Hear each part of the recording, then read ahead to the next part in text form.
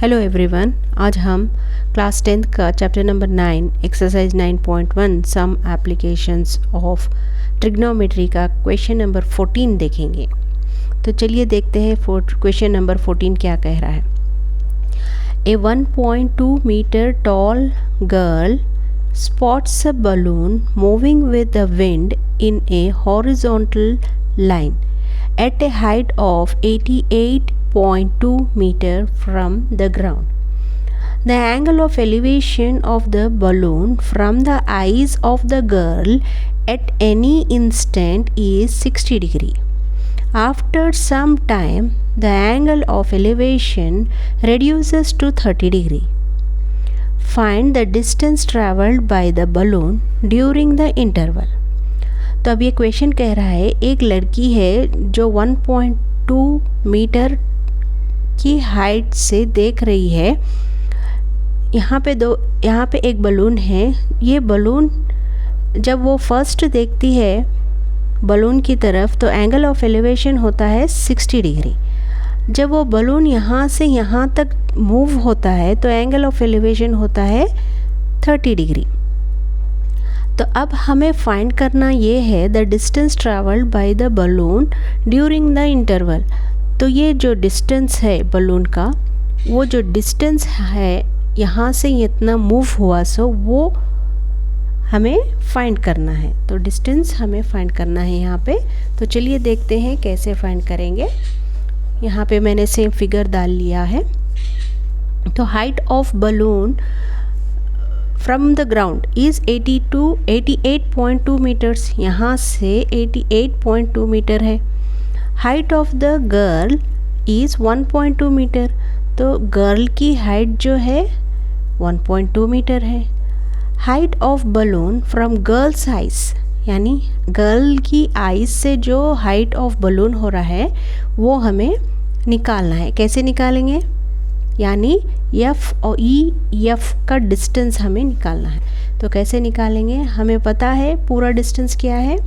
F और जी का distance जो है 88.2 है, माइनस में 1.2। तो क्या होगा इसका आंसर? 88.2 माइनस 1.2 जो होगा 87। तो अब जो यहाँ पे हाइट है EF का हाइट जो है 87 है। ठीक है। तो अब हम एक ट्रायंगल में देखेंगे ACD। जो फर्स्ट ट्रायंगल बन रहा है यहाँ पे ACD, इस ट्रायंगल में हम देखेंगे in triangle ACD tan 60 degree.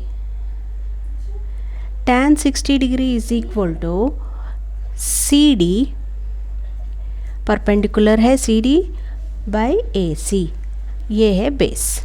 CD जो है परपेंडिकुलर है, AC जो है बेस है।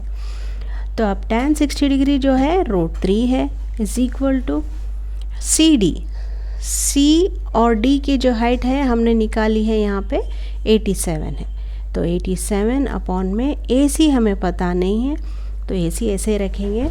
अब हम इसको क्रॉस मल्टीप्लाई कर लेंगे तो हमें क्या मिलेगा? AC is equal to 87 upon में √3।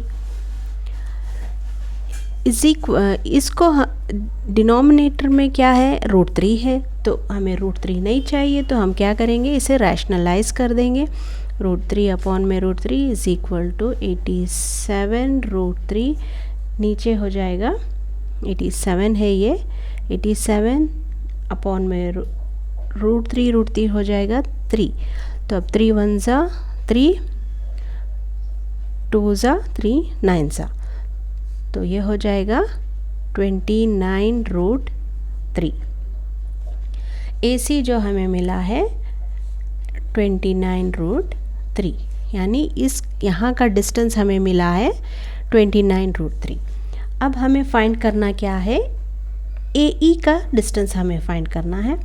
तो AE का डिस्टेंस हम कैसे फाइंड करेंगे, तो AEF, ये ट्रायंगल हम कंसिडर करेंगे AEF, in triangle AEF tan 30 degree हो जाएगा। अब यहाँ का जो एंगल बन रहा है रिड्यूस होके 30 डिग्री हो गया है, तो 30 डिग्री ले लेंगे हम। तो परपेंडिकुलर हो गया EF अपॉन में AE, EF अपॉन में AE। तो अब tan 30 डिग्री हो गया 1 अपॉन में √3। EF क्या हो जाएगा, अगेन 87 हो जाएगा।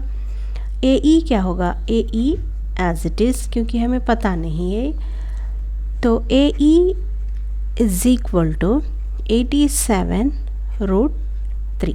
कैसे आया है, यहाँ से इसको मैंने क्रॉस मल्टीप्लिकेशन से ऊपर ले लिया। तो अब हमें AE मिल गया है 87√3 और AC मिल गया है 29√3। AE 87√3, AC 29√3।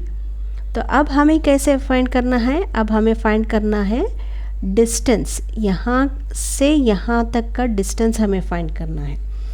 तो हम यहाँ पे मैं लिखती हूँ distance travelled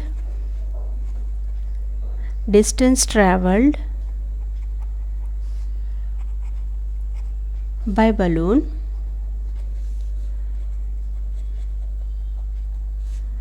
is equal to, अब हमें फाइंड करना क्या है, यहाँ से यहाँ तक का डिस्टेंस फाइंड करना है। कैसे करेंगे, AE माइनस AC करेंगे तो हमें CE निकल कर आ जाएगा।